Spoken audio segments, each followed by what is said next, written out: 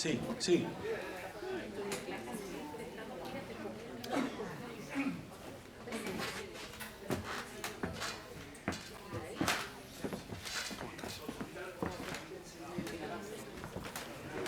¿En el medio? ¿Tú? No. ¿Marcel en el medio? Sí, en el medio. Bueno, No, tú en el medio, como dueño de casa.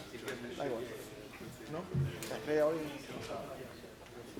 Como dueño de casa en el medio.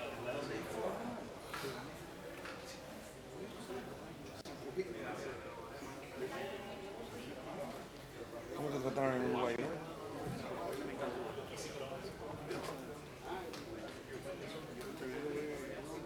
Esa rama que tiene, ¿eh? Más caro que acá, ¿eh? Más caro que acá, que ya es mucho decir. Porque acá sí que está caro. Qué bueno. Sí, Pedro quedó muy contento también.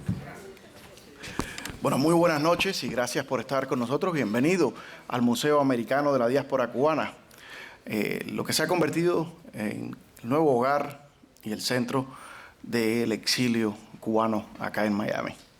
En este lugar ustedes podrán haber visto que cuando los senadores quieren hablar con la comunidad, como el senador Marco Rubio lo hizo el mes pasado, vienen acá.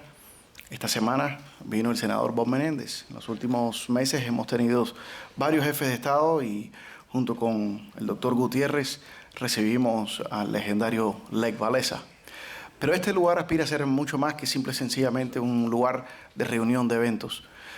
A partir de finales de febrero, principios de marzo, esperamos poder traerles a ustedes una exhibición que marcará una diferencia en la historia del exilio cubano, porque sería la primera exhibición que permanentemente recoge toda la historia del exilio cubano, incluyendo el porqué, de dónde vinimos, cómo venimos y qué hemos hecho acá.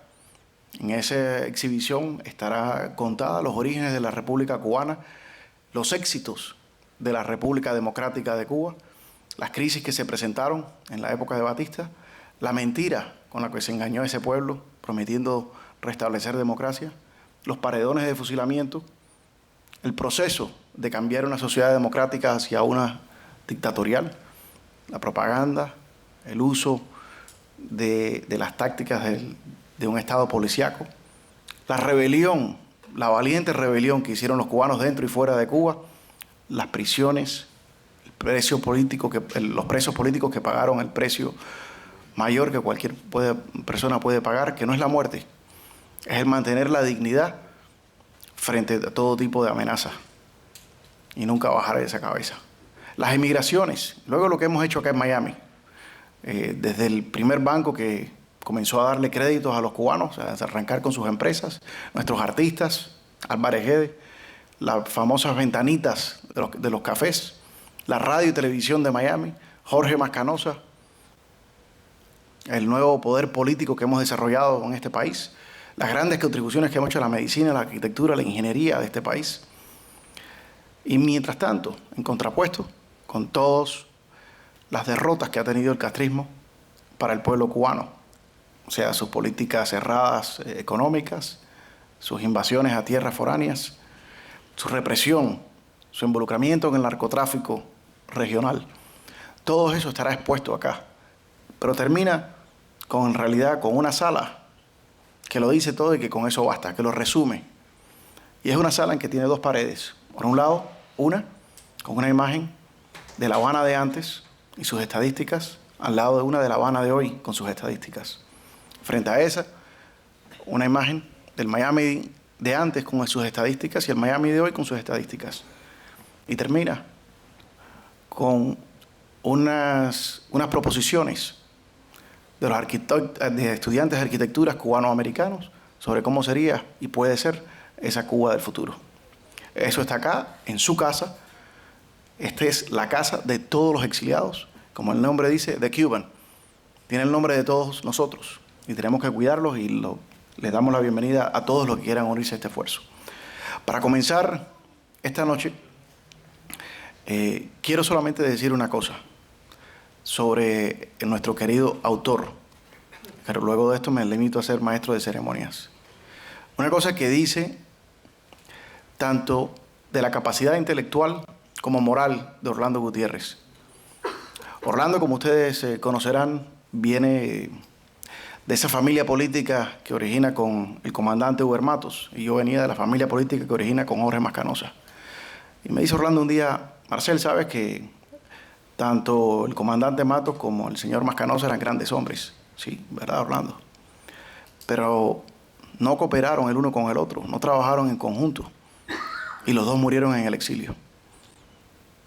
Tenemos que dejar cualquier cosa que nos divida y concentrarnos en lo que nos une, que es la libertad de Cuba. Y desde ese día lo considero mi hermano y estamos trabajando conjuntamente, sin celos, al contrario, tratando cada vez más que el éxito de uno sea el éxito del otro, porque en realidad así es como es.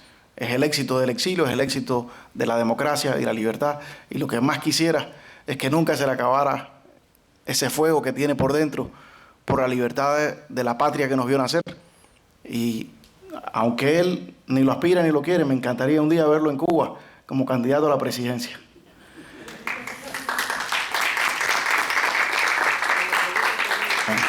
Suficiente dicho. Me he excedido porque las cosas tienen que comenzar, tienen un justo principio y un justo fin. Y para comenzar, de verdad, quiero llamar al reverendo Guillermo Revuelta para que haga la invocación.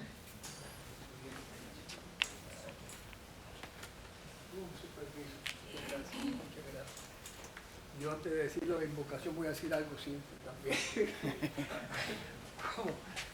Ay, Marcel, gracias por la atención. Bueno, primero, gracias por estar aquí. Me da mucha alegría. Yo también conozco a Orlando de hace más de 30 y pico, 40 años, cuando era un joven con ese espíritu. Y no lo ha dejado, Marcel, no lo ha dejado. Gracias. Señor, te pedimos y te agradecemos la presencia de estos hombres y mujeres que están aquí presentes y siempre han estado presentes en cualquier acto de Cuba. Y nos sentimos muy contentos porque la juventud de Orlando y muchos de sus colaboradores mantienen el amor a la patria y siempre lo han mantenido. Señor, ayúdalos, protégelos y guíalos, que ellos sean el faro que lleve la libertad a Cuba, también con mucho amor a todos aquellos que estamos en este exilio tan largo. Quédate con nosotros bendiciendo este acto, en el nombre tuyo lo pedimos. Amén. Gracias, Marcel. Gracias. Es de lo más lindo ver a tantas personas que no sean en un velorio. La juventud. Oye, nuestro amigo Carlos Vasallo, que le gusta dar homenajes, siempre dice que los homenajes se dan en vida. Y gracias a Dios lo hemos hecho, porque es una forma de reconocer a las personas que luchan y que dan de su tiempo. Nadie tiene, como me dijo una vez a mí Orlando, nadie tiene que hacer esto. No es que fulano tiene dinero, no tiene que hacer esto. No, el pobre tampoco. Nadie está obligado a hacer esto. Vivimos en libertad, podemos dedicarnos a vivir una vida de americanos, pero escogemos luchar por esa patria y pensar en todas esas personas que viven esa pesadilla, la cual le hace a uno tener las ganas de gritar lo más alto que pueda, pero ese miedo acecha y los hace callar, y eso no es una condición digna para un ser humano. Para presentar el libro, para presentar a Orlando, hay pocas personas que tengan calificaciones para hacerlo. Pero uno de ellos la tiene, que está aquí con nosotros hoy. Uno de los pensadores más importantes de América Latina, un líder uruguayo cuya trayectoria ha marcado la forma que la dictadura reacciona a nosotros, porque hemos abierto un nuevo frente. Y yo digo hemos, porque ya me considero parte de todos los esfuerzos que hace Orlando, pero lo ha hecho Orlando con esta red de legisladores latinoamericanos tan importantes y líderes latinoamericanos tan importantes que ha formado.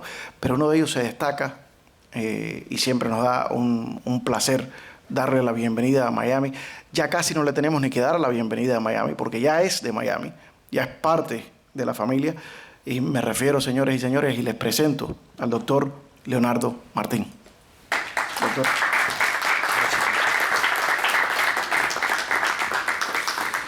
Bueno, buenas noches para todos. Agradezco muchísimo la presentación, Marcel, excede tanto halago. No era necesario.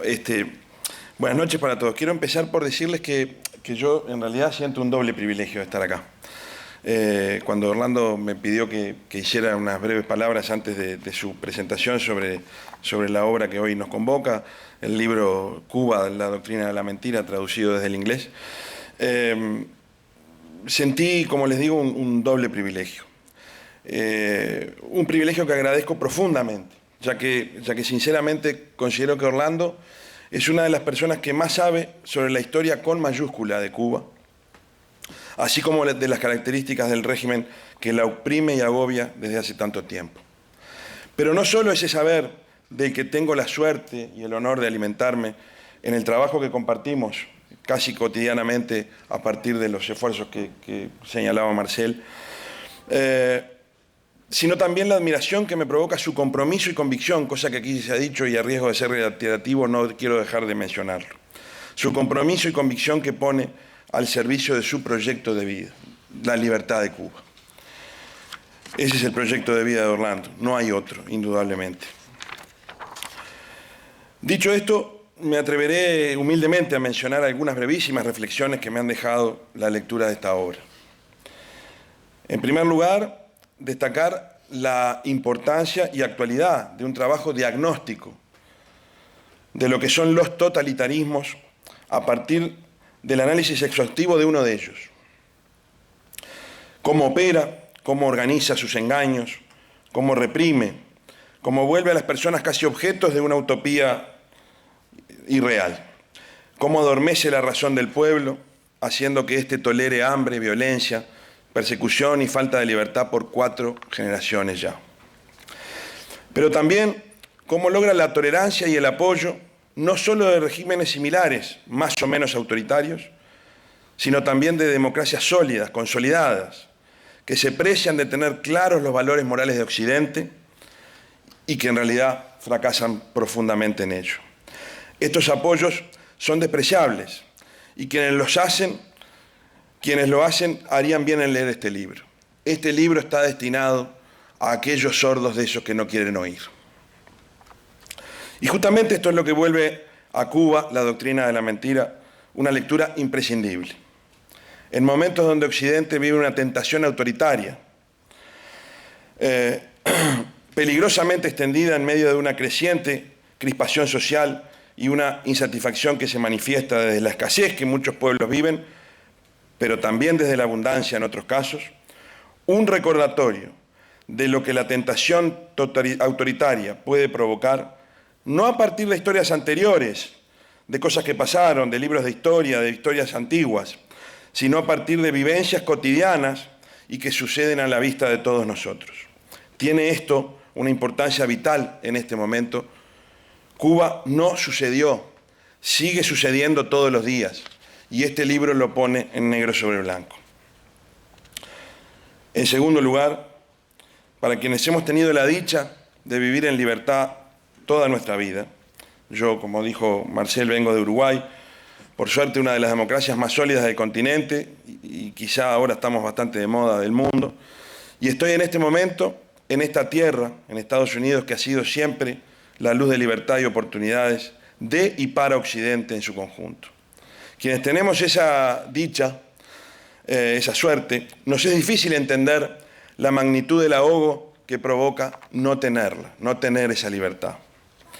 Esa dificultad de entendimiento en los últimos días se ha expresado incluso en respetados ámbitos académicos, donde se comete la temeridad de llamar privilegiados a quienes dolorosamente han tenido que escapar de una tiranía infame en busca de libertad, dejando atrás incluso la propia vida en muchos casos. Claro que buscan privilegios, buscan la libertad que es la que hemos tenido siempre en estas tierras y con la que es posible decir las cosas que se dicen y cada uno expresarse libremente, y con la que se construye todo lo demás de la vida humana. Así que para nosotros es importante este libro, pero también para ellos es imprescindible la lectura del mismo. Por último, no quiero extenderme, todos vinimos a escuchar a Orlando. Para no extenderme demasiado y escuchar a quien realmente importa, quiero hacer una nota de carácter más personal. Como todos saben, Orlando es un comprometido activista, ustedes lo conocen mejor que yo desde hace muchos años, que ha dedicado y dedica su vida con orgullo y, como dije, con admirable convicción para darle un camino de libertad a su patria. Son pocos los autores que pueden comprometerse con tal fortaleza con la causa que defienden, así como con quien lo lee, para construir una obra de análisis sereno, pero contundente. Orlando es, además, uno de esos pocos privilegiados que, con su formidable conocimiento del pasado, con una vibrante vivencia del presente, construye un futuro posible y concreto. Nosotros podemos disfrutar de esa combinación, en síntesis, muy poco común. Agrego, ahora sí para finalizar, que quienes tenemos la suerte de conocerle, podemos atestiguar su fantástica dimensión humana y su generosidad. Conozco a Orlando desde hace varios años a partir de un gran amigo en común, pero particularmente en este último año en que me he radicado ya en Miami con mi familia. He recibido siempre de Orlando las oportunidades, como la de estar haciendo hoy aquí estos comentarios, y el consejo siempre oportuno y mesurado. Debo decir que me ha contagiado a luchar a su lado y que tanto con esta obra como con su prédica diaria es un ejemplo de compromiso y dedicación. Gracias, Orlando. Felicitaciones por este trabajo. Los convoco a todos a leerlo, pero sobre todo a continuar esta lucha que más temprano que tarde tendrá su final. Gracias.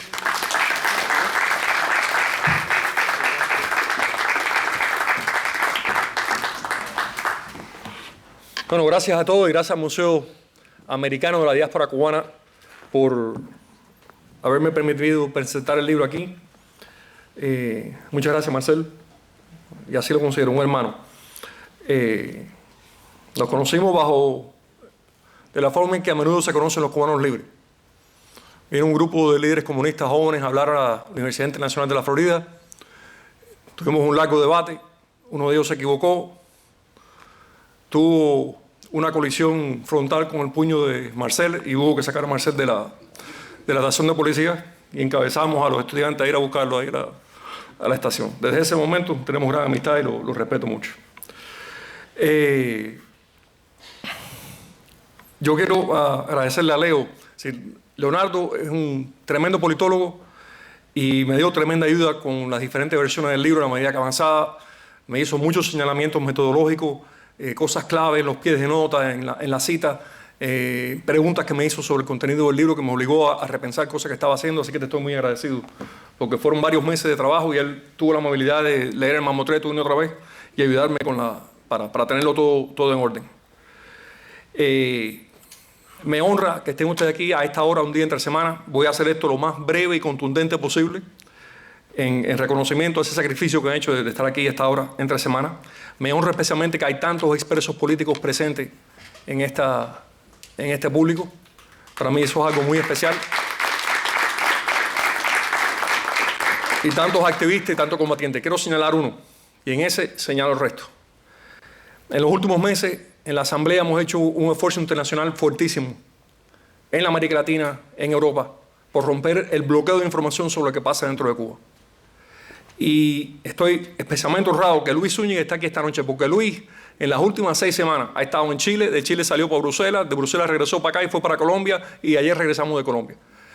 Así que Luis, con los años de prisión y los años de lucha, te agradezco que estés aquí presente, es tremendo esfuerzo, y gracias por lo que siempre has hecho por Cuba, luchar por su libertad. Luis ha preparado una serie de conferencias sobre lo que significa el totalitarismo para el trabajador cubano, que son excelentes. Y donde quiera que las presenta, y lo he hecho varias veces en diferentes foros, el más importante siendo en Bruselas, donde él encabezó una delegación de parlamentarios latinoamericanos que fueron allá, y ustedes han visto el éxito de la visita. Ante el Pleno del Parlamento pudieron plantear la realidad de Cuba y el inmoral financiamiento de la Unión Europea al régimen que existe en Cuba. Y creo que abrieron las puertas y es un servicio más que hace a la nación cubana. Me gustaría que un día poder organizar una presentación aquí para que ustedes vean esa presentación que Luis está haciendo en diferentes partes del mundo. Una cosa muy bien hecha. De nuevo, gracias, Luis. Este libro se escribió antes de que yo tuviera idea de que la profesora Eckstein iba a escribir un libro llamado Privilegio Cubano. Pero el libro Privilegio Cubano retrata la razón por la cual escribí Cuba, la doctrina de la mentira, y por qué lo hice en inglés y por qué busqué una casa editorial. Y me ayudaron, Martín Poluch me ayudó a encontrar una casa editorial que se especialice en las universidades. Porque ese libro tipifica lo que yo llamo la narrativa de la mentira.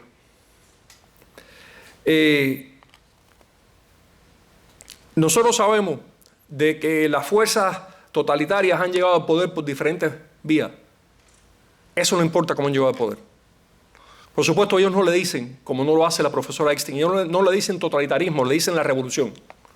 Bueno, la revolución llegó por vía de los votos en Italia, por vía de las maniobras parlamentarias. Llegó por vía de los votos en Alemania. Llegó por vía de los votos en Chile. Llegó por vía de los votos en Venezuela con Chávez. Y llegó por vía de los votos en Nicaragua con Ortega. O puede llegar por la vía armada, por el golpe de Estado, por la guerra civil, como lo hizo en Rusia, como lo hizo en China y como lo hizo en Cuba. Generalmente todas las formas se mezclan. Porque Ortega, que primero llegó al poder por las armas y después fue derrotado por el pueblo nicaragüense por la resistencia contra, logró sobrevivir políticamente por la debilidad americana, logró ser electo y desde el poder de un golpe de Estado y todavía está ahí. Y eso es un semi-totalitarismo, eso no es ni lo que se ha dado en Cuba. Entonces, la forma en que llegan al poder, eso no importa, eso no nos dice lo que es un régimen, lo que es la esencia de ese régimen, porque eso va mutando según la necesidad que ellos tengan.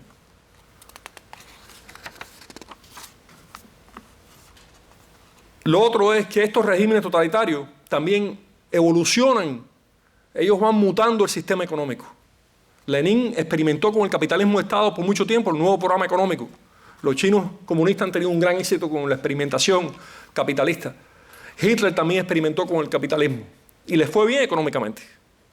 Eso no determina que un Estado sea totalitario. Yo creo que la esencia del Estado totalitario está en dos cosas. En lo que yo llamo la narrativa de la mentira y en crear la cultura de masa. Y una de las cosas a la cual me obligué para escribir este libro fue leerme, aunque era agónico, leerme los discursos, los escritos de Ernesto Guevara. Leerme los primeros discursos de Fidel Castro. Y ver, sabiendo lo que ya yo sabía del totalitarismo, lo que ellos estaban diciendo. La profundidad de lo que le estaban anunciando al pueblo de Cuba, sobre todo Guevara. Y el profundo desprecio al cubano presente en toda esta literatura. Yo cuando era muy joven y muy lleno de la cosa, del entusiasmo nacionalista, etcétera, era muy crítico de nuestra república. Ahora cada día la quiero más. Cada vez que la investigo más, la reviso más. Sí, porque el chip de la pseudorrepública, el chip de la república, también lo sentíamos aquí. Esa programación que hicieron ellos, que todo lo anterior era terrible, esa gran mentira también la sentíamos en el exilio. Hasta que uno empieza a ver la realidad de lo que fueron logrando los cubanos, nuestros patricios. Cubanos y cubanas, como cogieron un país hecho polvo, destruido, y lo levantaron hasta ser uno de los principales países latinoamericanos. Y esta gente cogió una república próspera y mira lo que la han convertido. Este libro, Cuba, la doctrina de la mentira, es la primera parte de lo que quiero ser una trilogía. La segunda, ya lo terminé, está en español. En algún momento de este año vuelvo a golpearlo con otro libro, que tiene que ver, cuando digo golpearlo es, irónicamente, ¿no? Que tiene que ver sobre esa república, sobre todo la primera república tan vilipendiada, esa república de 1902 a 1933. Tenemos que celebrarla. Lo que lograron los cubanos en ese periodo. Tuvimos dificultades políticas. Todo el mundo ha tenido dificultades políticas fundando repúblicas. Los Estados Unidos tuvo una guerra civil en menos de 60 años. Y rebeliones militares, intentos de golpe de Estado antes de eso, que no son tan conocidos como se debe saber. Todos los países tienen dificultad creando un orden legítimo para poder ejercer su soberanía. Cuba no era la excepción y nos fue bastante bien. Y es importante volver a esa historia porque hace falta energías para la nueva hora de reconstruir a Cuba. Entonces, la cultura de las masas responde a un fenómeno psicológico que se llama la formación de masa. La inició Lenin, Hitler la perfeccionó, el fascismo la perfeccionó y el comunismo la siguió repitiendo. Y en Cuba se usó se usó científicamente. Hay un libro muy bueno que acaba de salir, le está yendo muy bien, lo cual es una gran esperanza. Un libro que se llama Psicología del Totalitarismo, por el profesor Matías de Sinet, de Bélgica. El libro está vendiendo muy bien, donde él explica el proceso de formación de masa. Cómo se organiza, cómo se hace y las consecuencias que tiene. Cuando uno lee, por ejemplo, Socialismo y el hombre en Cuba, el hombre y el socialismo en Cuba de Guevara, usted lo ve a él describiendo cómo ellos estaban creando la cultura de masa. Y es simplemente reemplazar al individuo, como sentenció Guevara en el 59, vamos a destruir al individuo cubano como lo hemos conocido hasta ahora. Y la gente pensaba que era algo poético. No era poético, estaba diciendo lo que iba a hacer. Ahora, para destruir al individuo cubano había que destruir todas las instituciones de la República, inclusive las instituciones que venían de la colonia, que eran parte de nuestra identidad nacional. Y reemplazar esa cultura del individuo por la cultura de las hormigas. Convertir al ser humano en un ser con un solo pensamiento, una sola idea, guiado por un solo líder. Entonces, son dos procesos simultáneos, el de la narrativa de la mentira y el de la cultura de las masas, el de formación de masa. Y lo que hace la narrativa de la mentira es tomar una serie de hechos, describir los hechos y utilizar los hechos para validar una visión de la realidad que no está fundamentada independientemente de los hechos. Es decir, porque yo diga que este es un salón oscuro, con una temperatura muy aceptable, eso no me valida a mí decir de que este museo es un insulto a lo que ha logrado el pueblo de Cuba, según un discurso comunista. Una cosa no tiene nada que ver con la otra. El que yo pueda describir una realidad, una serie de hechos, no significa que eso me autoriza a saltar de esos hechos a una afirmación de la naturaleza de esa realidad. Y entonces empiezan con los hechos, la doctora Eckstein en su libro, una cronología de todas las iniciativas de migración que hizo Estados Unidos para responder a la catástrofe de la implantación de un régimen comunista en el corazón de las Américas, para responder a su propia culpa por la traición que nos hicieron en la batalla de Playa de Girón, como entregaron nuestra libertad en el pacto Kennedy de Khrushchev, etcétera, etcétera, que usted lo conoce mejor que yo, una vez tras otra. El liderazgo norteamericano sabían que no iban a hacer nada decisivo para terminar con el comunismo en Cuba. Y ante eso tenían un descalabro humano, con miles de personas huyendo de una represión masiva sin precedentes en la América Latina y sin posibilidad de regreso, porque el régimen cerró eso desde el comienzo. Lo perdíamos todo y no había regreso. Teníamos que buscar un lugar en el mundo donde estar porque no queríamos estar bajo aquello. Entonces la doctora describe las iniciativas que se hicieron fuera de contexto histórico, lo cual es importante también. Todo tiene que estar dentro de un contexto histórico cuando es en las ciencias sociales. Y de esos hechos salta a decir no eran refugiados. No eran refugiados porque no estaban perseguidos, ni tenían temor a la persecución. ¿Pero dónde usted demostró eso? Usted me dio una cronología de iniciativas de inmigración. Usted no me ha dicho a mí por qué no éramos refugiados, por qué no éramos perseguidos o teníamos temor real a la persecución. Para hacer eso usted tiene que darme un contexto histórico. Los fusilamientos, los campos de concentración, el presidio político, los actos de repudio desde el mismo principio, la persecución religiosa, la censura total, nada de eso. Entonces, de esa afirmación sobre la realidad, sin contexto histórico, lo cual desde el principio de la sociología, Max Weber decía que era una locura, que tú no puedes estudiar una realidad humana fuera de ese contexto histórico, salta a un axioma ideológico, una afirmación ideológica sin sustento. Entonces, aquí están los hechos están bien montados, están bien descritos. Estos hechos me llevan a afirmar que no son refugiados, sí, pero saltaste el contexto histórico. Y de ahí salta a decir, bueno, esto es un régimen que encarna la autodeterminación de los cubanos. Esto es un régimen, estoy citando el libro, este es un régimen con altos ideales altruistas. Esto es un régimen que rompió el yugo imperialista sobre Cuba. Hay que ser un total ignorante sobre la historia de Cuba para decir que en Cuba existía un yugo imperialista en el año 59. Perdón, 58. No existía. Y lo triste es que no les retan esto. No retan este salto de la descripción a la mentira. No solamente no lo retan, sino que la persona que presenta esto, yo no estoy seguro que le importe la verdad. Porque lo que ha predominado en la ciencia social americana más y más es lo que se llama la teoría crítica. La teoría crítica es la aplicación marxista a todas las ciencias sociales que dice que el conocimiento y la academia es un instrumento de hacer la revolución, de lograr el cambio social. Por tanto, la academia es también un instrumento de batalla. Entonces, no importa la verdad, lo que importa es el cambio social, entre comillas. Este libro se nutre de grandes obras.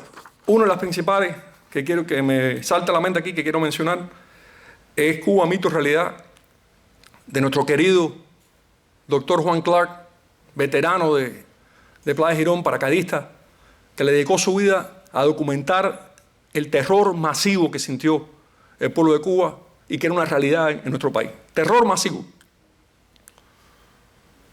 Es más, preparando esto, me puse a pensar en todas las cosas alrededor mío, de mi familia y amistades, de los sufrimientos nuestros, lo que el cubano tomó la decisión de tirar atrás el sufrimiento e ir para adelante para poder sobrevivir y poder levantarse de nuevo.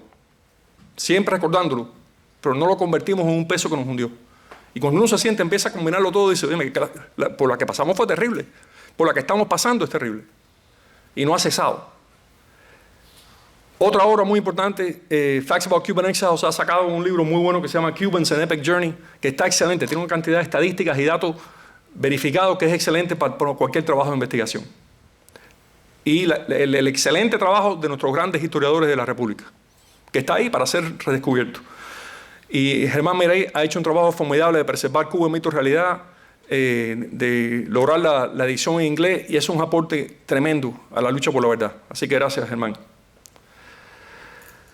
En todos estos regímenes, la economía es una debilidad, pero estos regímenes no se caen por la economía. Pueden ser muy débiles económicamente, si logran mantener la formación de masas, si logran mantener la narrativa de la mentira, se quedan en el poder. Yo creo que la vulnerabilidad de estos regímenes está en la conciencia y está en las ideas. Y cuando se junta la conciencia y las ideas con el despertar social, con el romper con el miedo que la gente se levanta, como yo creo que está ocurriendo en Cuba ahora, ahí sí estos regímenes comienzan a temblar y comienzan a sufrir la erosión de su base y la derrota de su represión. En estos momentos, en base a todo esto que he descrito, la estrategia que estamos siguiendo es golpear aún más la economía de ese régimen. Creo que debe ser prioridad del exilio darnos cuenta que el régimen está siendo financiado en su operación diaria por Europa, por Canadá, por el Club de París. De ahí viene el dinero del régimen operativo. Rusia y China les prestan y le vuelven a prestar y le prestan para pagar la deuda. Pero en el caso de los europeos está el dinero operativo de ellos, inclusive la venta de los equipos que usan para reprimir. Y creo que uniéndonos los cubanos dentro y fuera y llevando eso a Europa, tenemos una posibilidad de lucha muy importante. El otro lugar es Canadá, donde también hemos estado haciendo cosas. Y en la América Latina hay un despertar de conciencia. Yo sé que tomó 63 años, pero ahora cuando el agua está al cuello, hay un despertar de conciencia del peligro de ese régimen para toda la América. Y los movimientos radicales que están llegando al poder en diferentes países claves de Sudamérica. Todo eso tenemos que utilizarlo para apoyar la realidad fundamental que es lo que pasa dentro de Cuba. Cuba es otro país después del 11 de julio de 2021. En grandes sectores de la población hay una toma de conciencia. Patria y vida es toda una afirmación por parte de los cubanos.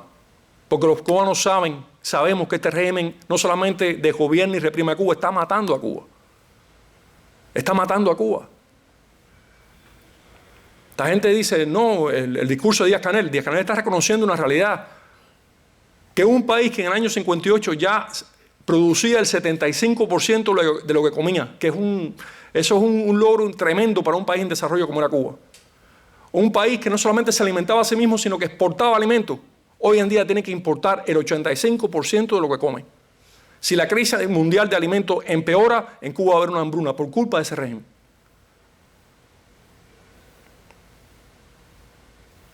El descenso de la población cubana, el colapso de la población cubana, cada año hay menos cubanos.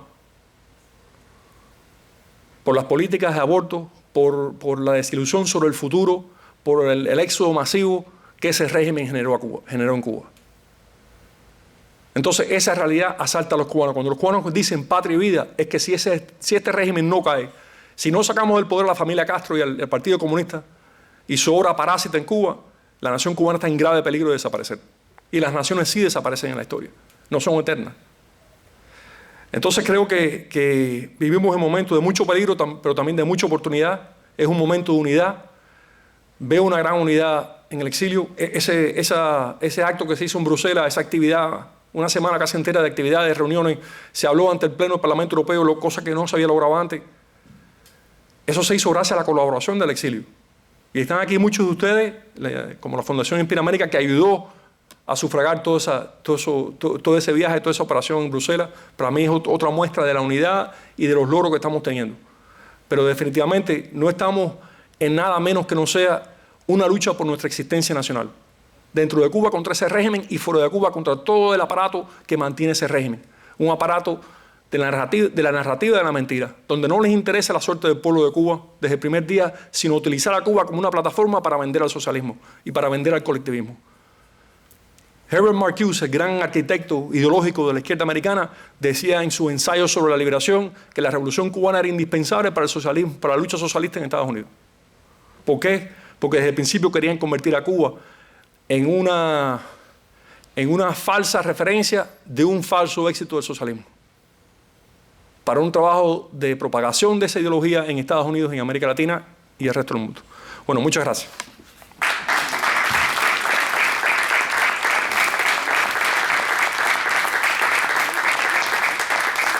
Si alguien tiene alguna pregunta, pues ahora podemos abrir a preguntas y un poquito de debate. ¿Qué dice el decano del exilio, don Diego Suárez? Estoy aprendiendo, después de estar cargado de años, porque escuchar a Orlandito es como si fuera una guía espiritual para el exilio cubano. Gracias. Te felicito, Orlando, porque sinceramente, y el libro excelente, ya nosotros lo teníamos de boca a boca, sinceramente, pero más que todo, pues, la constancia que ha tenido, siendo de las nuevas generaciones. Ya cuando nosotros comenzamos la lucha, empezamos con Comando G, y después seguimos con la fundación en 1980, pues había muchos muchachos de aquella época que ahora son precisamente, y ese es el liderazgo que tenemos en el exilio. Te agradezco mucho todo lo que estás haciendo en nombre de las generaciones superiores. Muchas gracias, Orlando. No, gracias a usted por sus palabras y por estar aquí. Gracias, Diego. Bueno, primero acá y después acá. Orlando, quería preguntarte, ¿tienes la intención de traducir el libro al español? Allá en el Parlamento Europeo, Hermann Tersch es precisamente uno de los líderes en el Parlamento Europeo del grupo hacia Hispanoamérica. Dijo específicamente en una declaración de que en Hispanoamérica se está jugando la libertad política. ¿Tiene la intención de ponerlo en español, traducirlo en español y que se pueda llevar a Hispanoamérica? Porque ese conocimiento ideológico, esa experiencia que transmiten en el libro, es importante que lo conozcan los pueblos de Hispanoamérica, especialmente las universidades, que viven también con la utopía de la revolución cubana y de la mentira. Sí, me gustaría traducirlo. El libro se presentó primero en Books and Books, después lo presentamos en México, en la cumbre conservadora del CIPAC México, donde tuvo una acogida. Me gustaría traducirlo, tengo que buscar una editorial que esté interesada en traducirlo y en publicarlo para llevarlo a América Latina. Estamos conversando con una editorial que expresó interés, y también Sesco me ha expresado interés, así que me gustaría hacerlo. Ahora tengo un segundo libro en español que tiene que ver sobre todo con la Primera República, y descubrí el agua tibia, es decir, descubrí los logros inmensos de esa Primera República entre el 2 y el 33, que tanto hemos vilipendiado, tanto hemos atacado, y lo que lograron, lo que se levantó en Cuba fue una cosa verdaderamente impresionante. Quiero agregar una cosa antes de pasar a la próxima pregunta. Cuando se habla de la Primera República, nuestro gran amigo, el doctor Alzugaray, dijo una cosa muy cierta y muy obvia, pero a veces lo obvio, lo cierto es demasiado obvio para expresar. Cuando una vez él estaba hablando de las virtudes de la Constitución del 40, Yo discrepo de algunas de ellas, pero es la única constitución democráticamente adoptada por el pueblo cubano y por lo tanto la legítima. Y la crítica, tú puedes criticarlo por lo sustantivo, todo lo que tú quieras, pero la crítica que le dijeron a él es, pero bueno, esa constitución ya está vieja. Una vez le dijo un americano, ¿no?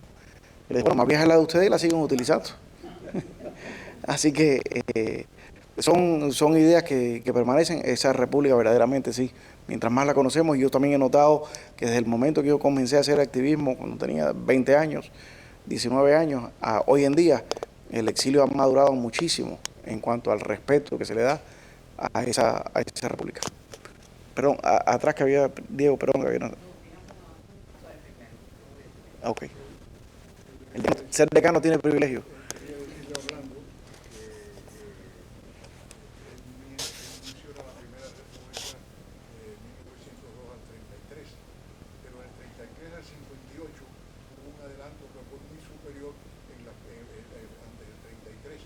Desde luego, las condiciones eran diferentes, pero el verdadero desarrollo que viene después de 1933, cuando se crea la constituyente para poder hacer la constitución de 1940 y se institucionalizó lo que era en sí la democracia representativa, era una sucesión de la Primera República, pero ahí es donde viene el verdadero desarrollo de la República, que a pesar de la noche de las 100 bombas, el terrorismo del movimiento 26 de julio y todo aquello que ya todos lo sufrimos, ya los que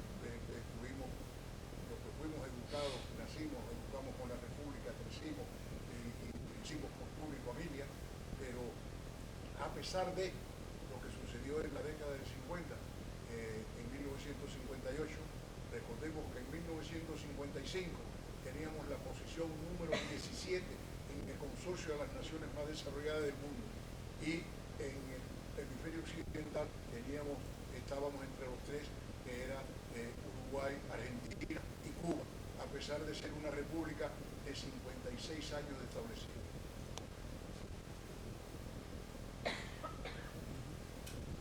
Buenas noches. Bueno, yo quería decirle a Borja que yo pensaba que el libro había sido prácticamente una epifanía, pero escuchándote me doy cuenta que estaba muy consciente de lo que pasa en las universidades y en la academia americana, y sobre todo el peligro que estamos evitando hace tanto tiempo. Y como decía Sonia, la influencia que ha tenido Cuba en las Américas, y lamentablemente también aquí está llegando, me encuentro con jóvenes que hablan ahora mismo con el nombre de progresistas y me doy cuenta que son básicamente marxistas, y están tratando de traer a Fidel Castro con la misma imagen que hemos tenido que gastarnos de ver a Che Guevara. Pero yo quería hacer una pregunta y quería hacer una petición a Borja. La primera, yo sé que la academia es importantísima, pero lamentablemente todos, no es la mayoría es el grupo del exilio, ¿no? Y este exilio ha sido tan largo que evidentemente la demográfica del exilio ha cambiado y es algo que hemos tratado, pero fácilmente.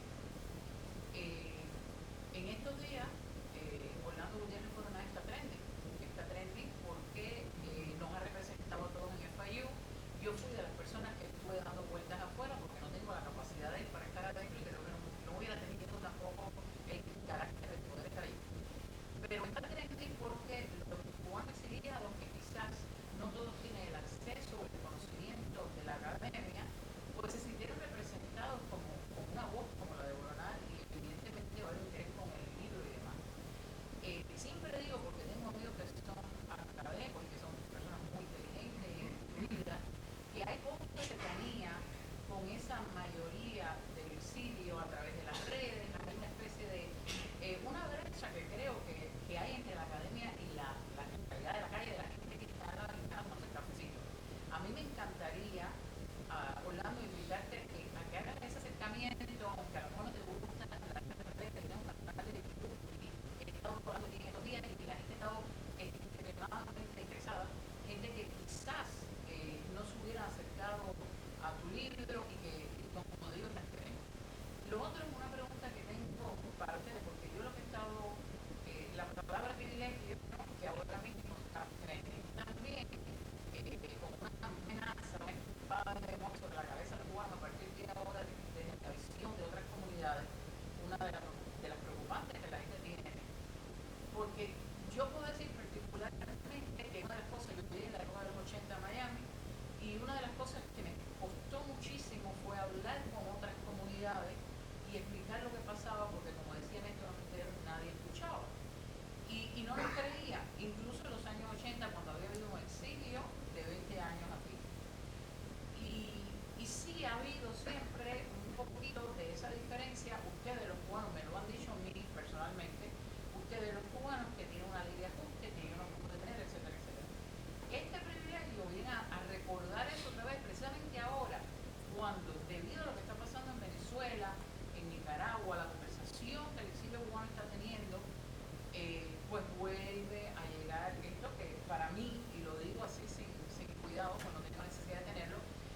la doctora Exen es parte de un proyecto y de una agenda, es como yo lo veo.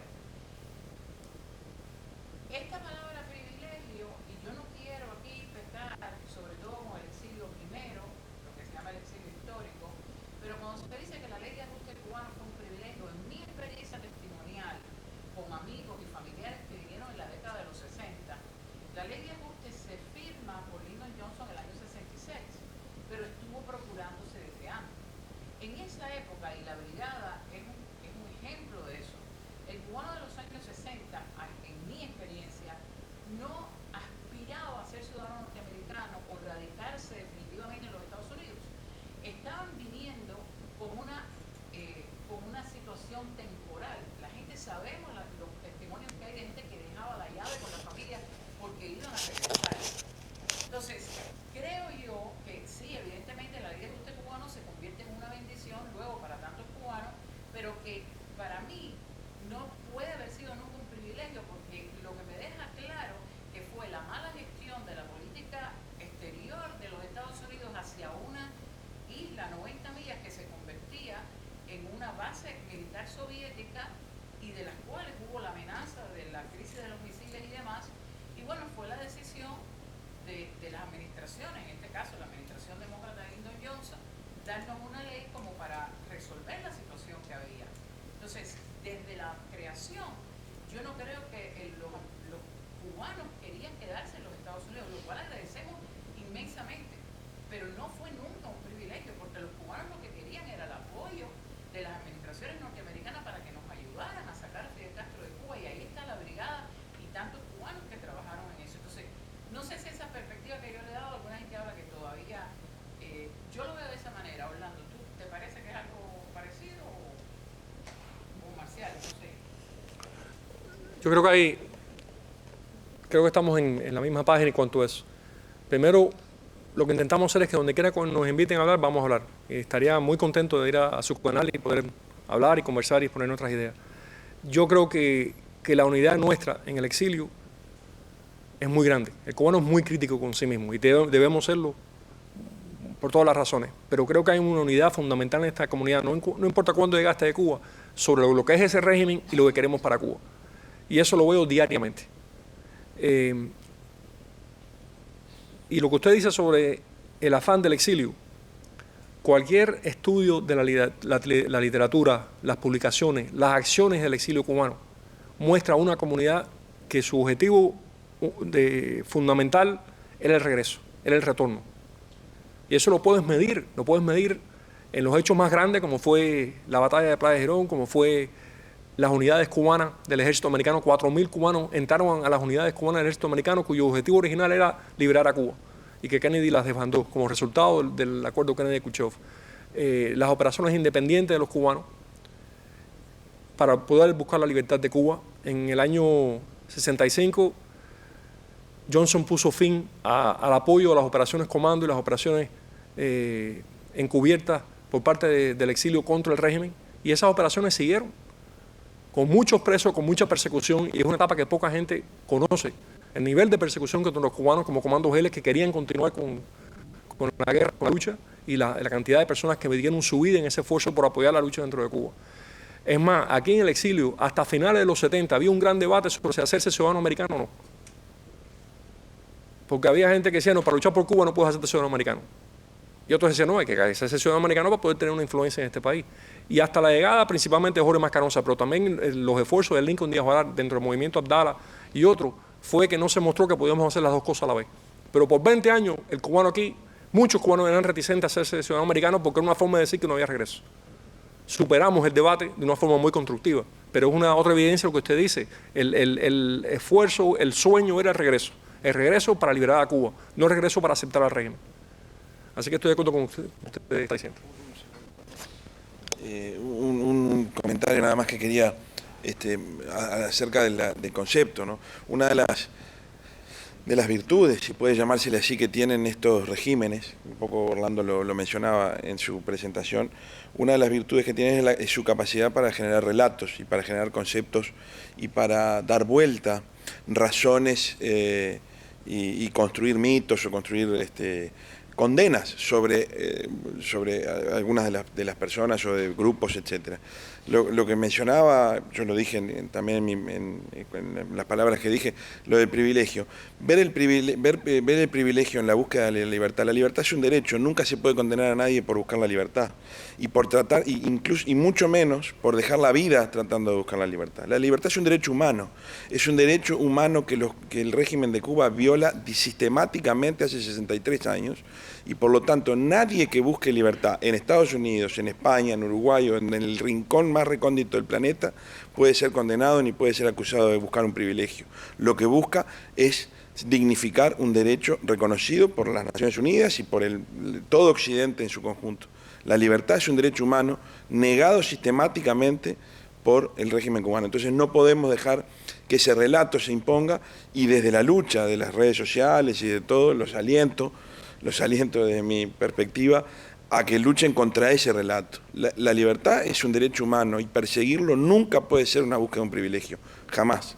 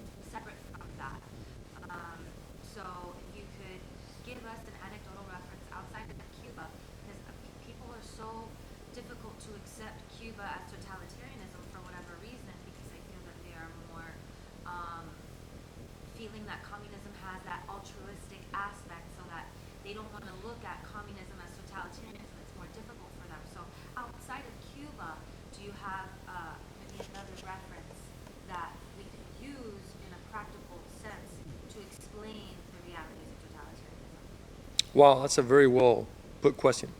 Excellent. Number one, when Marcel gets the exhibit finished down there, bring people to see it. Because it's going to show you vividly what a totalitarian state is. But that's also limited because we can't bring everybody there. I think the great difficulty with your generation, which is the generation of my kids and stepkids, is, with all due respect, the dumbing down of American education. No history, no geography, no study and understanding of the concepts of the Constitution. So, for example, it's hard for them to associate totalitarianism with what happens in Cuba because they've been taught that communism might be repressive, but it's altruistic in the end. And fascism is the worst thing. So you're not taught that fascism was a socialist movement, Nazism was a socialist movement. There would be no Mussolini without Lenin. They apparently knew each other and corresponded. Lenin was a socialist. When you read enough about Hitler, you realize how anti-capitalist he was and how socialist he was in his madness. So I understand the obstacles, because when you go to Netflix, there's not a single film. There's very few films I can find on Netflix which are not anti-American, anti-Christian, and always leaning towards the left. I noticed that. And the danger with that is that totalitarianism really isn't limited to the left. It's not a thing about right and left as we know it traditionally. Totalitarianism is a whole different animal. It's a whole different monster. And it can feed from aspects of the left and aspects of the right to do what it has to do. For example, Cuba had one of the strongest labor union movements in all Latin America. Castro crushed that movement. The Cuban labor movement participated in the Cuban economy, was a decision maker. Cuba was the 8th country in the world with the highest salaries for industrial workers in the 1950s. That's an incredible accomplishment. And yet communism wiped all that out. So there's a crisis in what you've learned, in what your generation has been taught, in what it's being bombarded with. And I think the one way to counter that is there's also a growing movement of young minds and young intellectuals who are saying the truth and fighting for the truth and affirming the truth. And I think it's to link up with that and persevere in conferences, teach-ins, rallies, seminars. Even if you have very little attendance, keep on doing them. Because the truth is very strong and the truth grows. It's very fertile. And the more you do it, the more it'll spread. So definitely, I think that's the one way I see of confronting what's going on, but it's not an easy battle. And the other thing is reality. The reality of the failure of these regimes is astounding. The reality of war. Look at all, a lot of Europeans were mesmerized with Putin until he did this. Now they're thinking about Putin. Or they were mesmerized by China until they're seeing how dangerous China can be. So reality is also a very important ally we have, because totalitarianism, since it's, in my opinion, demonic in nature and satanic in its roots, inevitably leads to the monsters of war, disease, famine, and that's an important reality to work with. They don't have pretty things to show. The best anecdotal evidence, show them what there is, and then compare it to what was. Bottom line, it's not a temporary struggle, it's an eternal struggle. Bueno, ya que nos estamos luciendo hablando en inglés, voy a hablar en inglés también yo. I do take issue with what Orlando said. We can't bring everybody here to the museum. We plan to do it by bringing Dade County Public Schools, have this be a required stop. We plan to have a summer camp so that Cuban Americans and others can put here and understand what we've gone through. And eventually, well, this part I'll say in Spanish because me gusta más. Y eventualmente me gustaría tener una sede de este museo directamente frente a la Embajada Castrista en Washington, con una pantalla bien grande para que quede todo bien claro. Pero para responderte a tu pregunta más específicamente, te diría 3 cosas. Uno,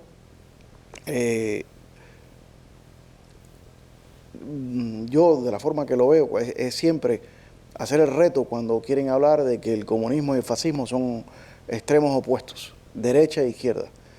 Y yo no lo veo como extremos opuestos.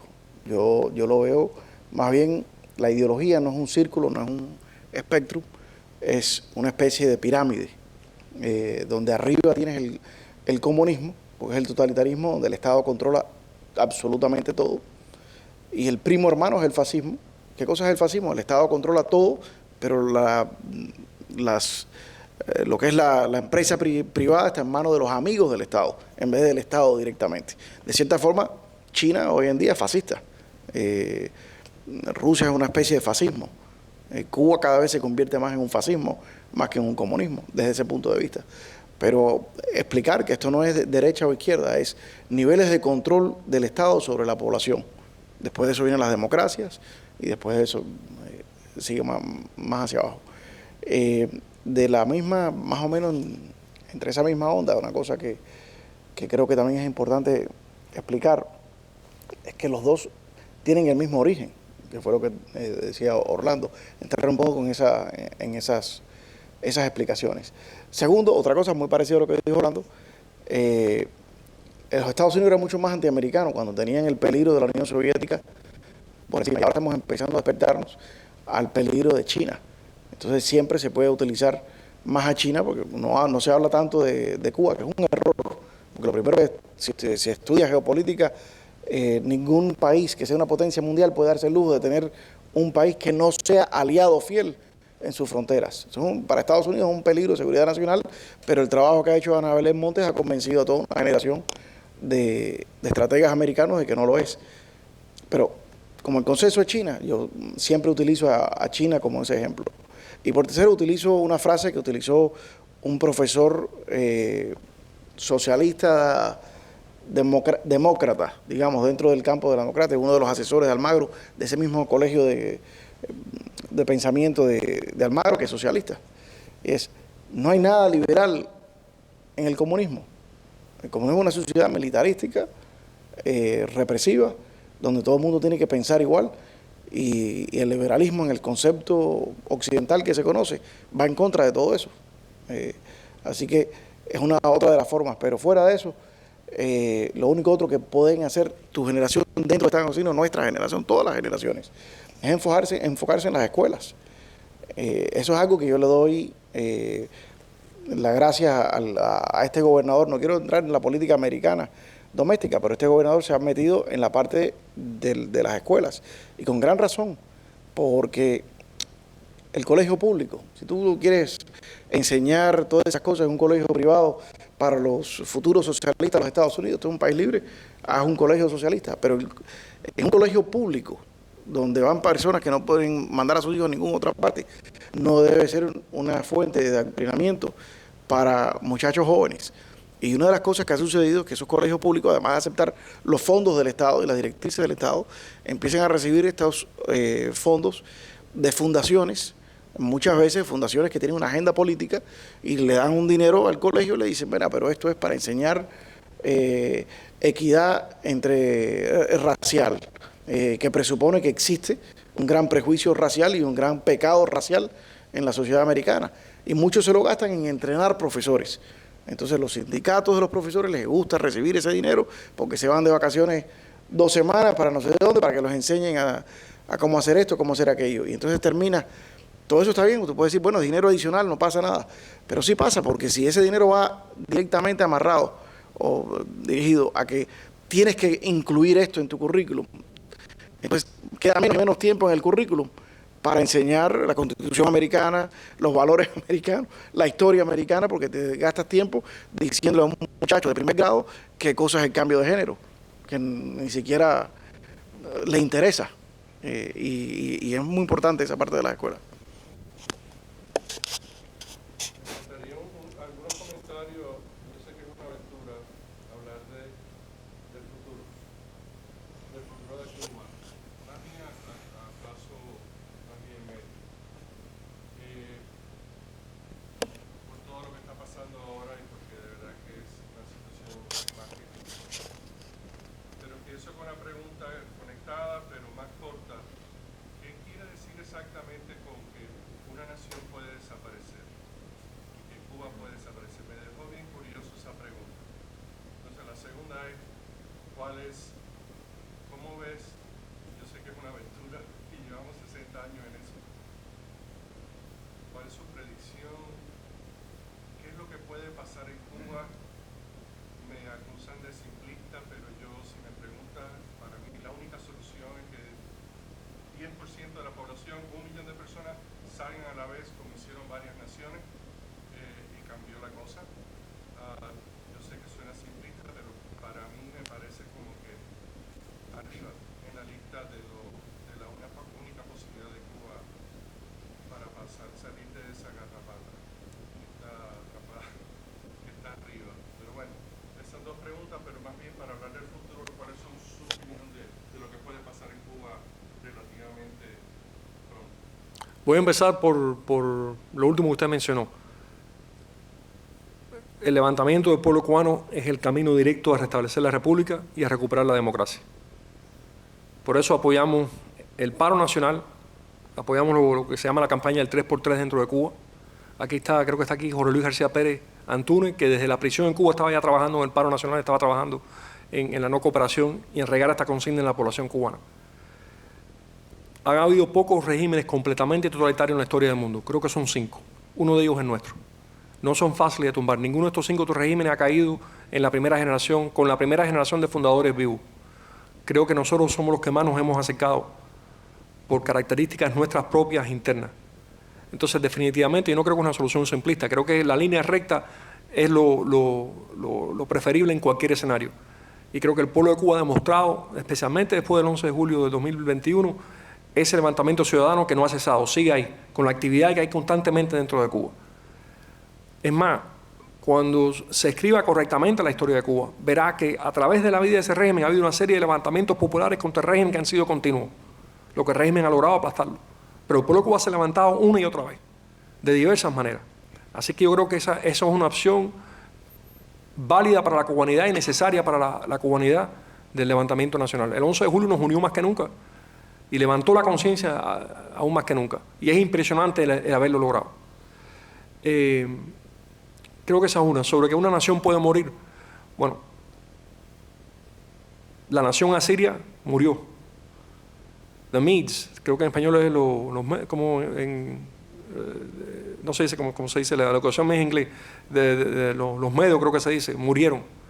Y puedo seguir citando naciones que han desaparecido, porque su cultura se diluye, su civilización desaparece, sus reglas, sus leyes, su culto se convierte en el polvo, pasan a al control de otro Estado. Hay muchas naciones que no conocemos, hemos encontrado la ruina y no sabemos bien lo que eran, porque perdieron su centro de civilización. Eso puede ocurrir con Cuba, fácilmente. Es decir, que existe una isla que se llama Cuba no quiere decir que nuestra cultura, nuestra civilización exista y continúe y sea vibrante. Y yo creo que estamos en peligro real de eso. Y mientras más tiempo quede ese régimen en el poder, más peligro estamos. Por eso la salida del régimen es innegociable, tienen que salir del poder. No es negociable. La permanencia de ellos bajo cualquier manifestación quiere decir que van a seguir con el poder en las manos. Miren lo que pasó en Nicaragua, ¿no? El ejército de la resistencia estaba a 60 millas de Managua, el sandinismo estaba quebrado militarmente en el campo, sin embargo Ortega se le concedió organizarse políticamente y en cuanto pudo recuperó el poder. Y ahora que ha pasado, ahí ya ahora no hay chance de sacarlo por ninguna elecciones. Entonces creo que nuestro objetivo tiene que ser claro. Ese régimen tiene que salir del poder. Sobre el futuro, yo creo que la gran materia prima que tiene Cuba es el cubano. Yo creo en el cubano, creo en nuestra gente, creo en nuestro pueblo, creo que nuestra historia demuestra lo que el cubano es capaz de hacer. Creo que el éxito de los cubanos en las diásporas alrededor del mundo muestra lo que el cubano hace cuando tiene libertad. Creo que donde único ha fracasado el cubano es en esa isla porque es un sistema que es ajeno a nuestra naturaleza. Entonces creo que, para también siendo simplista, pero creo en esto medularmente, la fórmula del futuro está en la plena recuperación de derechos y libertades por parte del cubano. Cuando el cubano decide, en libertad decide con inteligencia. Y hay un estudio histórico que está en ese libro en español que estoy mencionando sobre cómo los cubanos han votado históricamente, porque Cuba tiene una historia de buenas constituciones hasta que llegamos al mamotreto comunista. Las constituciones cubanas eran muy serias, muy buenas. Los cubanos cada vez que han podido votar, han votado con inteligencia. Y han votado en defensa de sus intereses y en defensa de lo que ha ido logrando el país. Entonces creo que no se puede aceptar como premisa solamente que los cubanos solamente recuperen el 50% de su libertad. O el 60%, no. Plena recuperación de todas las libertades por parte del pueblo cubano para que pueda decidir en libertad y salvarse a sí mismo. Me extendí, perdón. Me voy a tomar la libertad de discrepar de tu opinión sobre que Cuba puede perderse, puede desaparecer. Me parece, y hablo con conocimiento de causa, que Cuba no va a desaparecer. Cuba es imperecedera y se ha demostrado porque las nuevas generaciones que han nacido y se han desarrollado en el exilio han demostrado que la Cuba eterna vive en todos los cubanos que vivimos fuera en el destierro por 60 años y sin embargo hemos mantenido la llama de la libertad para Cuba.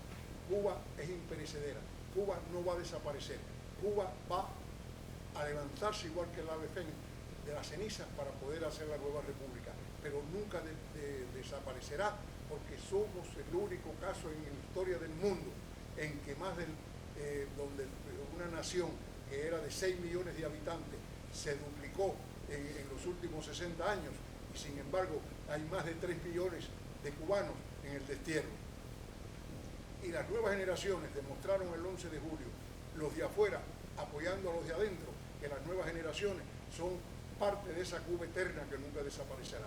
Así que yo lamento mucho discrepar de ti porque Cuba no va a desaparecer por el propio esfuerzo de los cubanos dentro de la isla y los cubanos que estamos en el destierro. Lo único que nos dio, ahí discrepamos, las naciones pueden morir. Ahora, creo yo, tengo fe en el cubano para vencer este obstáculo y renovar la nación completamente. Todos los días me convenzo más de eso. Pero sí conozco el peligro y sé lo que puede hacer un régimen totalitario y no lo subestimo. El régimen totalitario jamás va a poder acabar con Dios, con esa realidad trascendente de la cual sale todas las demás expresiones de la realidad. Pero la nación cubana como tal se puede destruir si esta gente sigue en el poder. Ahí discrepamos. Creo que es imperativo derrocarlo, creo que es imperativo sacarlos del poder, creo que es imperativo que termine el yugo comunista sobre Cuba. Porque mientras se mantenga, nuestra nación muere cada día. Y una cosa es como en el exilio, donde se ha preservado con el trabajo de personas como usted, Diego, se ha preservado la Cuba republicana, la Cuba auténtica. Una cosa es la visión nuestra, otra cosa es de esa juventud en Cuba, que todos los días ve a su país caerse a pedazos. Es una visión diferente. Menos mal que tenemos un pulmón de la República que es el exilio. Pero si no, la nación estaría aún peor y con peores posibilidades. Porque este régimen, y el joven que habló ahí atrás lo dijo muy bien, es una garrapata, es un vampiro. Se sostiene el comunismo con las energías vitales de una nación y las va gastando y las va despilfarrando. Y a menos que ésta se renueve, lo que se renueva con un precio increíble, el precio del presidio político, del martirio, de la lucha, tiene que llegar un momento en que esta gente lo saquemos del poder para poder vivir en paz y crecer en paz.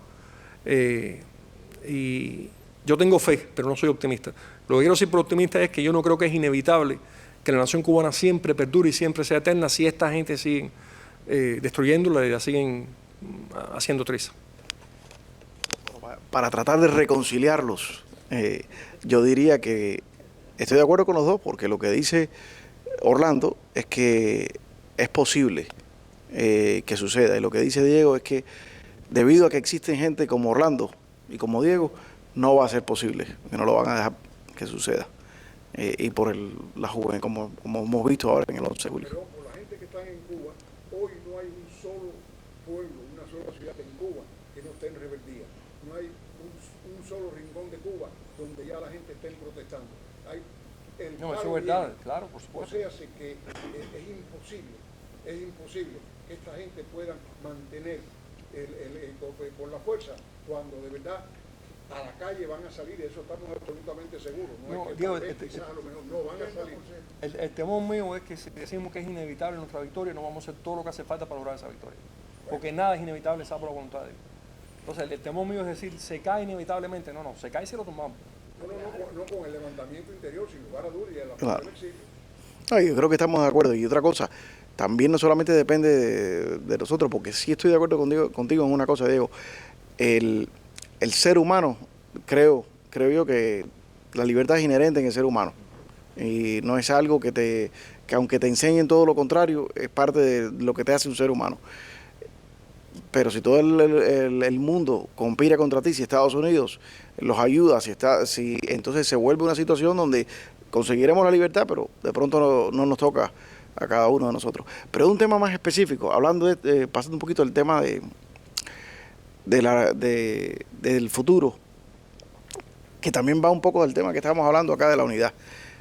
Mientras Orlando estaba, y la importancia de estar unidos, pero de tener diferentes organizaciones, porque mientras Orlando nos estaba representando muy bien allá en FIU, nosotros estamos trabajando con el senador Menéndez en otro tema. Es importante, si hay una sola organización, pues no se puede hacer todo, pero que estamos todos unidos en la misma onda. El senador Menéndez fue el que escribió el título 2 de la ley Helms-Burton. La ley Helms-Burton siempre se recuerda como una ley que dice, mientras Cuba no tome estos pasos a cambiar hacia la democracia, existen estas sanciones. Pero el título 2 de la ley Helms-Burton dice que cuando tome esos pasos, el presidente de los Estados Unidos está dirigido a formular un plan para ayudar a la reconstrucción de ese país. Pero es una parte que está muy genérica, no dice nada específico. Y una de las cosas y los proyectos que estamos trabajando ahora y que espero el senador Menéndez le ha dado muy buen acogimiento, que se haga hacia el futuro, es empezar, pero puede ser Inspira América. Cuando yo hablo por Inspira América, estoy hablando por el directorio, por la asamblea, y cuando la asamblea habla por nosotros, porque estamos unidos en conceptos, en pensamientos, como yo creo que nunca antes el exilio ha estado unido. Yo hablo de estas cosas con Orlando y Y sé que si él está ahí en FIU, Empire América está representado. Y si yo hablo con Menéndez, en ese mismo momento, Orlando, el directorio y la asamblea están representadas. Y en ese aspecto, creo que vamos a poder tener, sobre todo que la Cámara de Representantes ahora está en manos de los republicanos y el Senado en manos de los demócratas, pero con Bob Menéndez en la presidencia de Relaciones Exteriores, de poder de construir de ahí un plan mucho más específico con cifras que primero que todo sean un llamado a toda la sociedad cubana, incluyendo los militares que no son parte de la familia y los que no están sancionados, de que el futuro de Cuba para ellos puede ser mucho mejor, incluso cuando empecemos este proceso de reconstrucción. Y es un proceso de reconstrucción que se le va a deber al exilio, es parte de nuestra contribución desde el exilio, para que se recupere ese país. Y yo sí tengo esperanza que se puede recuperar plenamente, y lo digo ilustrando una historia, porque los países sí se recuperan, y cuando le quitas el yugo de esa dictadura de encima, y el ser humano empieza a pensar, como estoy hablando, a empezar libremente por sí, lo que tiene es que esperar a ver. Había una obra de teatro que me leí recientemente, hay un disidente y un policía, y son amigos, entonces hablan en privado, y el policía le dice, ¿tú para qué vas a estar arriesgando tu vida haciendo estas cosas? Después te tengo que meter preso. Total, mira la destrucción que el comunismo ha creado aquí. Ya no es solamente la destrucción física, la destrucción moral. Esto ya no vale la pena, esto ya no hay quien lo reconstruya. ¿Tú sabes por qué esa obra me da mucha esperanza? Porque esa obra no la escribieron ahora en Cuba, sobre Cuba. Se la escribió Havel sobre la República Checa en los años 70. Y el que visite a Praga hoy en día, lo que ves es una ciudad bella, espectacular. Y lo único que nos dicen ellos a nosotros como consejo es lo que decía Orlando: extírpenlo desde el inicio. No vayan por la parte intermedia, no lleguen a acuerdos intermedios, porque si no vas a estar pagando el precio por mucho tiempo. Y eso me lo han dicho los checos, los húngaros y los polacos. Rapidito, añadir a la realidad de la degradación de la cultura cubana, de lo que estamos discutiendo, sinceramente, añadir a tu punto. Por ejemplo, yo he pasado tiempo con nuevos jóvenes que llegan ahora, yo no voy a decir nombres, pero jóvenes artistas bien reconocidos que no saben lo que es una croqueta preparada, no saben lo que es una frita cubana, no saben lo que es materva, ciertas sodas, no saben de nuestra rica comida, no saben de muchos aspectos de la historia cubana, y son cosas que yo conozco, pero lo conozco porque yo crecí aquí en el exilio, y no tienen ninguna conexión. Entonces sí, es muy posible que vivir en una sociedad totalitaria completamente disrupta una cultura con el tiempo y erodes that culture 100%, es posible, y lo veo con mis propios ojos. Entonces somos una cultura muy poderosa, un pueblo muy poderoso que tiene influencia, como no, pero si no quitamos esa dictadura, siento y veo esa degradación de cultura 100%. Yo creo que un acto de liberación que es muy importante, que todo el mundo debe practicar y propagarlo, es decir, convertirnos en evangelistas de esa idea. Nunca decir Cuba como quieres decir régimen. Es el régimen que nos oprime, es la dictadura, es la tiranía, no es Cuba. Y eso lo repite mucho, no, Cuba hizo esto, Cuba no hizo eso, el régimen hizo eso. ¿Ok? Es decir, cuando yo he escuchado opositores que aprecio, que son gente decente, pero es romper con la falsa narrativa, decir nuestra constitución. Si esa cosa comunista es nuestra constitución, ¿qué hacemos nosotros en la oposición? Cuba no tiene constitución, porque el pueblo no ha logrado depositar su autoridad en un Estado que lo represente. Lo otro es decirle al régimen comunista de Cuba, gobierno, no es un gobierno. Lo mínimo es decirle régimen, si no quieres decirle dictadura o tiranía, pero gobierno no es, por definición no lo es. Así que esto no son solamente cosas de lenguaje, esto tiene que ver con cómo organizamos la mente para decir eso. Lo otro es recuperar toda la historia de Cuba. Por eso yo creo que es tan importante ir a toda la república. La del principio, la del 2 al 33 que están criticadas, y la del 33 al 59, que es una sola república, a fin de cuentas, con 2 constituciones o 3 constituciones. Tenemos que volver eso, valorar lo que ocurrió ahí, lo que el cubano logró en libertad, las instituciones que se levantaron, como resistieron esas instituciones, porque una cosa que nos ha enseñado el exilio, y en eso estoy completamente de acuerdo con Diego, lo fuerte que es nuestra identidad nacional. Esa no era la percepción al principio. Lo que nos quisieron meter en la cabeza desde el comienzo de la República es que nuestra identidad nacional era débil, que no era real, que era una especie de Yugoslavia racial, ¿no? Los cubanos hemos demostrado tener una unidad nacional muy fuerte. Mira, aquel que nació fuera de Cuba, creo que su mamá también nació fuera de Cuba y es súper cubana. Y eso se repite, que uno lo ve una y otra vez. Pero creo que todos esos ejercicios son importantes para poder pensar claramente y poder hablar claramente sobre la realidad cubana. Os felicito por el libro y todos los esfuerzos y a todos los extranjeros. Todo el mundo sabe que hay una salida de Cuba de personas muy desesperadas en estos momentos. Yo, por ejemplo, me he enterado de familiares que yo no sabía que existían. Y conozco que está pasando mucho aquí en Miami, familiares que están viviendo desesperados por el hambre, por el desespero, etc. ¿Qué rol, qué papel puede impactar esta salida de los que quizás participaron en el levantamiento del 11 de julio, adversamente o positivamente, para el esfuerzo que se está discutiendo aquí esta noche? Bueno, el éxodo es siempre un derramamiento de las energías de la nación. Y el régimen comunista de Cuba ha creado su propio conducto de éxito para quitarse gente de encima, como siempre ha hecho y como le han dejado hacer. Porque convertir al éxodo en un arma para presionar la política americana lo han hecho tantas veces que ya es un guión repetido. Me sorprende que le sorprenda a Washington lo que está haciendo el régimen comunista de Cuba y con la cantidad de dinero que están sacando de ese éxodo. Cuando alguien quiere salir por su propia vía, ¿qué hacen? La masacre de Bahía Honda. Se han pasado la vida haciendo eso, masacrando y destruyendo al que sale por su propia vía y entonces facilitando lo que le conviene a ellos. Yo creo que el éxodo, ciertamente el régimen lo ha permitido y se ha beneficiado de él para poder intentar disminuir o apagar los fuegos internos. Pero lo que yo noto en los cubanos hoy en día es que están hastiados del régimen. Hay un rechazo profundo que se ha esparcido por todo el pueblo a este régimen.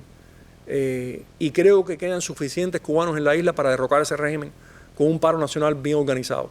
Ciertamente hay un grupo de gente que no son 2, 3, 4, hay cientos de personas en Cuba que están trabajando por ese cambio y han decidido quedarse en la prisión para trabajar por ese cambio. Un ejemplo solamente. Ariana López Roque. La llevaron ella estaba presa desde el 11 de julio con su esposo. Sus hijos siendo criados por la suegra. La llevaron a juicio y lo que le dijo al juez fue: me alegro inmensamente de lo que hizo y si me sueltan de la prisión lo vuelvo a hacer. Vive el paro nacional. Hoy logramos sacar una carta de ella de la prisión y termina diciendo: arriba el paro nacional desde la prisión. Y Ariana no es la excepción. Hay una toma de conciencia en Cuba que es muy importante. Estas 122 mujeres que son presas políticas. Cuba es el país en el mundo con la mayor cantidad de mujeres presas por razones políticas. Hay que ver quiénes son esas mujeres, el trabajo que estaban haciendo en sus comunidades, cómo se estaban organizando y la actitud de resistencia que han mantenido en la prisión. El régimen no ha podido producir un solo video de estos presos políticos arrepintiéndose por su lucha. Ninguno. Y esto es una maquinaria propagandística súper sofisticada. Así que yo creo que es lamentable que tantos cubanos nos hayamos tenido que ir de Cuba. Irse de Cuba siempre es terrible. Pero mi esperanza está en esa conciencia de lucha que hay dentro de Cuba, que se ha logrado dentro de Cuba. Hay un discurso nuevo, hay un lenguaje nuevo, hay una forma nueva de ver la realidad que puede potenciarnos para liberarnos de este régimen, a pesar de la falta de apoyo internacional que tenemos. ¿Alguien más? Si pudiera abundar un poquito más en el concepto de que habló de que los regímenes totalitarios no tienden a caerse por problemas económicos. Me parece que eso fue lo que entendí. Y la razón por la cual eso resonó en mí es porque es muy común que hablemos aquí en el exilio de mientras se sigan mandando cosas a los familiares a Cuba, el gobierno va a seguir, mientras la Unión Europea siga apoyando económicamente al régimen, a la dictadura, pues vamos a tener dictadura para siempre. Entonces, podemos reconciliar estos dos conceptos de que no necesariamente es la economía lo que hace que fracase un país totalitario? Gracias, porque me dio la oportunidad para varias cosas que quería decir. Número uno, yo he tratado de leer y documentarme bien sobre, para mí, el movimiento nacionalista, uno de los movimientos nacionalistas más exitosos del siglo XX, que fue el sionista. Lograron restablecer el Estado de Israel, que llevaba miles de años desaparecido de la faz de la tierra. Y una de las características del sionismo que creo que tenemos que aplicar nosotros mismos es que eran muy realistas cuando observaban la realidad, cuando observaban el horizonte, lo que estaba pasando alrededor de eso. Entonces, cuando hablo de la posibilidad de que Cuba muera, estoy siendo realista. Eso no va a mermar en nada mi fe, ni mi convicción, ni mi lucha. Más, voy a luchar más duro, porque no quiero que Cuba muera. Entonces, por eso digo esas cosas, ¿no? Porque creo que tenemos que entender que la victoria no es inevitable, a menos que nosotros nos exijamos a nosotros todo lo que podemos exigirnos para poder lograrlo. Lo segundo que quiero poner como parte de eso es que, siendo realista, ningún régimen totalitario de primera generación ha sido derrocado. El único derrocado fue el nazista, y fue por la guerra, con una ofensiva militar sin precedente en la historia que derrumbó ese régimen. La Unión Soviética cayó muchos años después de que sus fundadores hubieran muerto. China aún se mantiene en el poder. Irán está sacudido. Las protestas parece que están teniendo, pero sigue en el poder ese régimen. Corea del Norte no sea suficiente para saber cuán fuerte la oposición, y queda Cuba. Creo que de esos 5 el más cercano a cambiar es Cuba, por la energía del pueblo de Cuba y por la resistencia que ha manifestado el pueblo de Cuba. Yo creo que eso es clave. Ahora, para derrocar este régimen, estos regímenes nunca tienen éxito económicamente. Y aun cuando tienen éxito económicamente, es un éxito controlado. Por ejemplo, el caso de China. No es todo lo que uno piensa. ¿Por qué? Porque ellos utilizan la economía para mantener al pueblo oprimido. Para mí está claro, y eso lo expongo en el libro este. Para mí está claro que la crisis de agricultura que sufrió Cuba fue provocada deliberadamente por esta gente para causar hambre, para causar desabastecimiento y lograr lo que ellos querían, que era controlar las ciudades y controlar la clase media. Esto era ya desde el poder. Ellos sabían que habían llegado al poder sin el concurso pleno de la clase media y tenían que controlarla. Entonces, yo creo que la economía es clave como instrumento de presionarlo. Ellos están al borde del colapso porque la economía no les funciona, y aparte de eso nosotros le hemos hecho la vida más difícil. Pero lo que de verdad los puede derribar es la conciencia de lucha. Por ejemplo, en Polonia. En Polonia no había un régimen plenamente totalitario, era, yo diría, semi-totalitario, por diversas razones. Pero la conciencia de lucha de los polacos los llevó a derrocar al régimen. Las sanciones económicas, como dice el mismo Walesa, fueron esenciales, debilitaron al monstruo. Pero sin la acción decidida de los polacos, con una conciencia de lucha que habían regado, a la cual habían llegado, que habían diseminado por todo el país, no hubieran logrado ese cambio. Entonces, si me dijeran, bueno, ¿cuál es tu opción? Las presiones económicas, la conciencia de lucha. Creo que las presiones económicas son clave, pero lo más importante es la conciencia de lucha. Y creo que eso en Cuba se está dando ahora a nivel popular, porque siempre había una conciencia, pero en grupos de la población. Ahora se ha esparcido por el país. Y para mí ahí está la esperanza. Por eso es lo que siempre decía Antunes, ¿no? Decía, el día que no seamos nosotros, los opositores, sino que sea el pueblo el que sale, ese es el día que comienza el cambio. Orlando, creo que tienes el libro acá disponible a la venta. Perdón, no, es que de aquí no la veía. Adelante, adelante. Sí.